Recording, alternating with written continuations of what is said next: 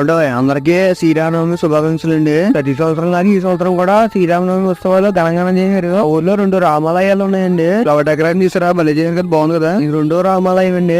ఇంతకు ముందు చూపించిన గోడ రామాలయం, కాపుల రామాలయం. ఉల్లు వేరైనా ఆ శ్రీరామచంద్రుడు ఒకడే కదా మరి. అయోధ్యలో రామాంతరం కట్టకపోయి ఉత్సవాలు కట్టుకొని చేస్తారు. కళ్యాణం అయితే మొదలెట్టారండి. కళ్యాణం జరుగుతుంటే జూలై అని చెప్తే కింద నుంచి చేస్తున్నాడు. ఏ కొంపలే వేద్దాం అన్నాడు, దాక్కున్నాడు పక్క నుంచి. పానకం ఎప్పుడు చేస్తారని ఎదురు చూస్తున్నాను నేను. ఒకప్పుడు పానకం కోసం యుద్ధాలు చేసేవాళ్ళు. యుద్ధాలు ఏంటంటే 3 బాటిల్ బట్టి పానకం తెచ్చేసుకునే వాళ్ళు. ఎక్కడ బాగుంటే అక్కడ తెచ్చుకుని బాటిల్ మొత్తం తాగేసేవాళ్ళు. తేడా పడొస్తే లోపలికి బయట తిరిగేవాళ్ళు. అది వేరే విషయం అనుకోండి. ఫైనల్లీ పానకం అయితే రెడీ అయిపోయిందండి. కలిపేసి కంప్లీట్ చేసేసారు. పానకం టేస్ట్ చూడడానికి మనకి ఇచ్చారు. మనం వీఐపీ కదా మరి. ఇక్కడ బాగుంది అన్నం లేదు. చిన్నపిల్లలు అందరూ వచ్చారు, పెద్ద మొత్తం క్యాన్లు పట్టుకుని వచ్చారు పొలం వంటి పట్టుకోవడానికి. మనం కూడా పానకం కోసం దూరేద్దాం. చిన్నప్పుడు దూరేట్టు బాటిల్ సంపాదించి పక్కన పెట్టుకుని తర్వాత పట్టుకెళ్దామని తీర ఎవడ పట్టి పెడు. సరైన సజ్జతో 4 బాటిల్ తెచ్చేసుకున్నాం. ఇంటికి పట్టేసుకుని పులిగా తాగేద్దామని తేడా పడొస్తే మళ్ళీ తీసుకుందాం. ఉంటానండి అయితే మళ్ళీ కలుద్దాం.